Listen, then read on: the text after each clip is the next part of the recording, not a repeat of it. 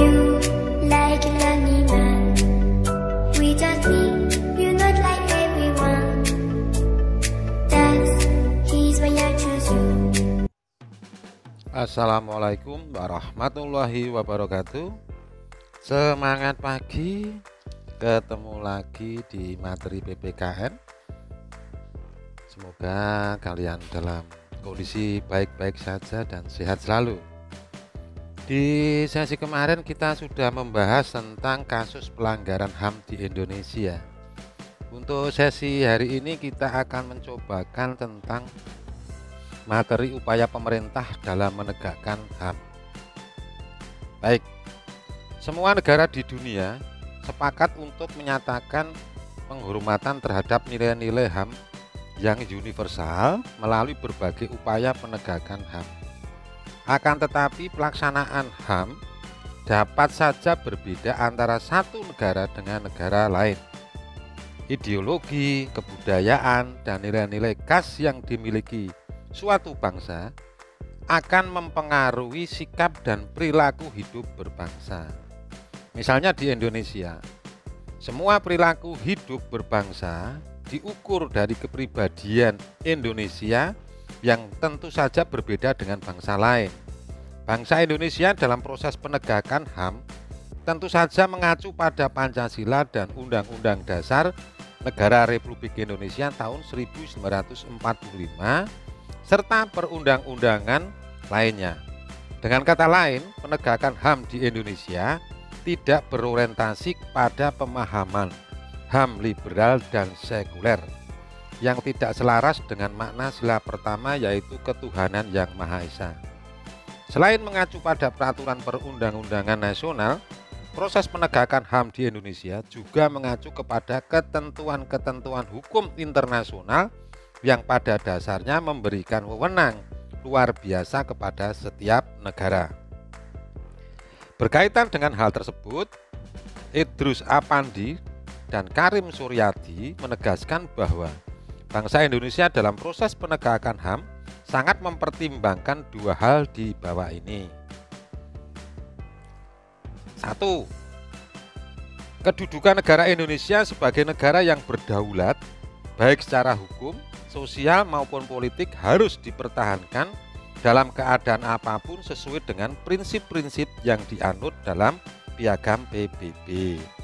Kemudian yang kedua, dalam pelaksanaannya, pemerintah harus tetap mengacu kepada ketentuan-ketentuan hukum internasional mengenai HAM, kemudian menyesuaikan dan memasukkannya ke dalam sistem hukum nasional, serta menempatkannya sedemikian rupa sehingga merupakan bagian yang tidak terpisahkan dari sistem hukum nasional.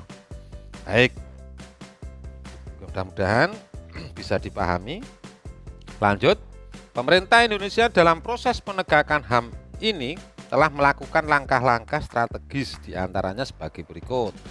A. Pembentukan Komisi Nasional Hak Asasi Manusia atau Komnas HAM.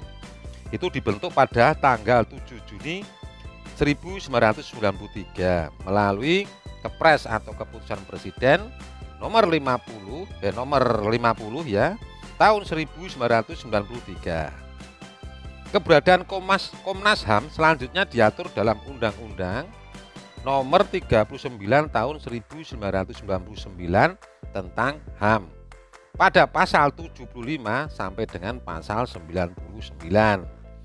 Komnas HAM merupakan lembaga negara mandiri setingkat lembaga negara lainnya yang berfungsi sebagai lembaga pengkajian, penelitian, penyuluhan, pemantauan, dan mediasi HAM.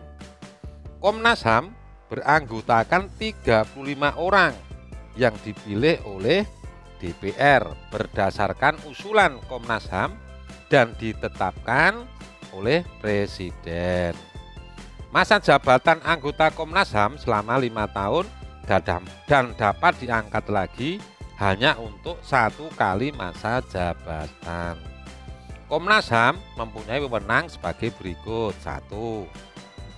Melakukan perdamaian pada kedua belah pihak yang bermasalah atau sebagai mediator. B. menyelesaikan masalah secara konsultasi maupun negosiasi. C. Menyampaikan rekomendasi atas suatu kasus pelanggaran HAM kepada pemerintah dan DPR untuk ditindaklanjuti. Kemudian menang yang keempat atau D. Memberi saran kepada pihak yang bermasalah untuk menyelesaikan sengketa di pengadilan. Setiap warga negara yang merasa hak asasinya dilanggar boleh melakukan pengaduan kepada Komnas HAM. Pengaduan tersebut harus disertai dengan alasan, baik secara tertulis maupun lisan, dan identitas pengadu yang benar. Oke, itu untuk satu upaya pemerintah dalam menegakkan HAM. Oke. Sekarang lanjut yang kedua, yaitu pembentukan instrumen HAM. Instrumen HAM itu merupakan alat untuk menjamin proses perlindungan dan penegakan HAM. Instrumen HAM biasanya berupa peraturan perundang-undangan dan lembaga-lembaga penegak HAM seperti Komnas HAM dan Pengadilan HAM. Instrumen HAM yang berupa peraturan perundang-undangan dibentuk untuk menjamin kepastian hukum serta memberikan arahan dalam proses penegakan HAM. Oke, lanjut. Adapun peraturan perundang-undangan yang dibentuk untuk mengatur masalah HAM sebagai berikut. A. Pada amandemen kedua Undang-Undang Dasar Negara Republik Indonesia tahun 1945 telah ditetapkan satu bab tambahan dalam batang tubuh, yaitu bab 10A yang berisi mengenai hak asasi manusia, melengkapi pasal-pasal yang lebih dahulu mengatur mengenai masalah HAM. Dan yang B, dalam sidang istimewa MPR 1998 dikeluarkan ketetapan MPR mengenai hak asasi manusia, yaitu TAP MPR nomor 17/MPR/1998. C.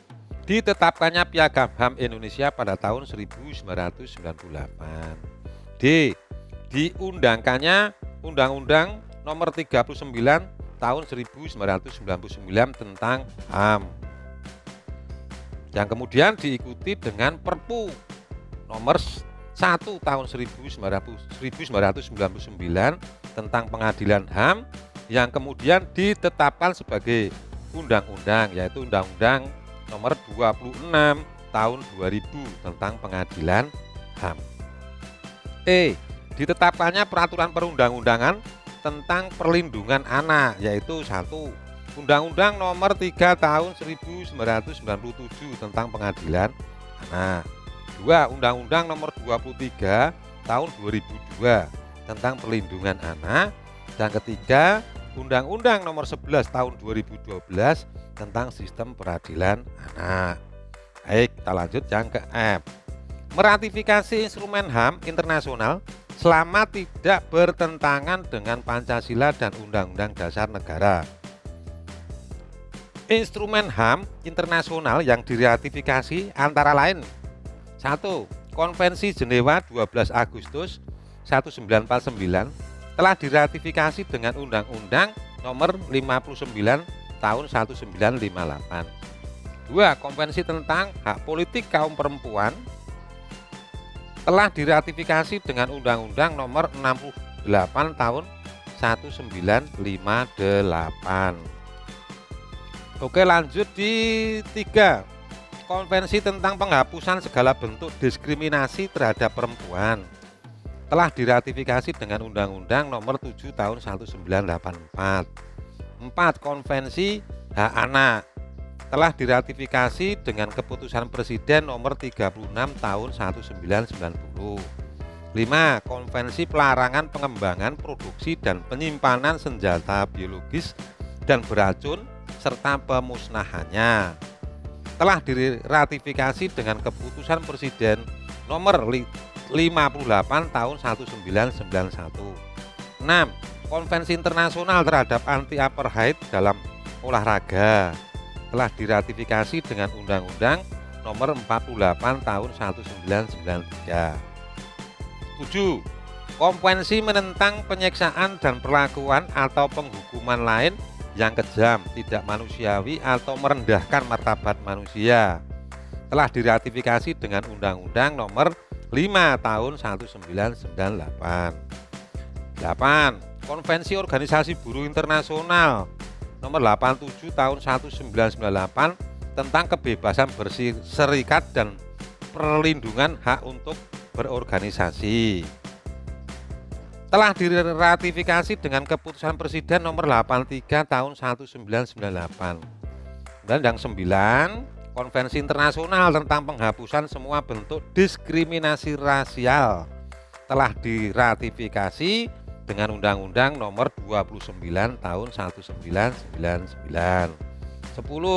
Kovenan Internasional tentang hak-hak sipil dan politik telah diratifikasi dengan Undang-Undang Nomor 11 Tahun 2005. 11. Kovenan Internasional Hak-hak Ekonomi, Sosial dan Budaya telah diratifikasi dengan Undang-Undang Nomor 12 Tahun 2005. Oke, sampai di sini paham ya? Oke, kita lanjut. Yang ketiga yaitu pembentukan pengadilan HAM.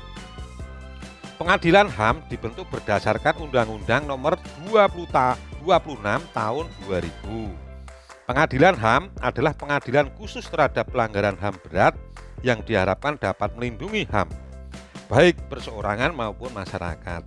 Pengadilan HAM menjadi dasar bagi penegakan kepastian hukum, keadilan dan perasaan aman, baik perseorangan maupun masyarakat. Pengadilan HAM bertugas dan berwenang memeriksa dan memutuskan perkara pelanggaran HAM yang berat.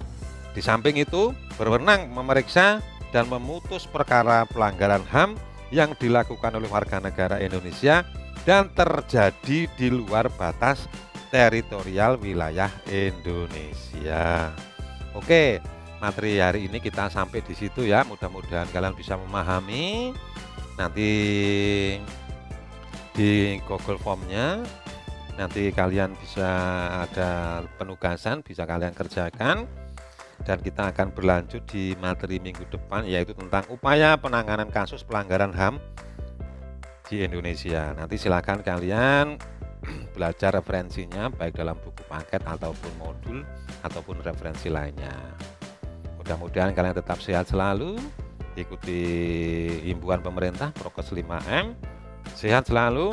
Akhirul kalam, wassalamualaikum warahmatullahi wabarakatuh.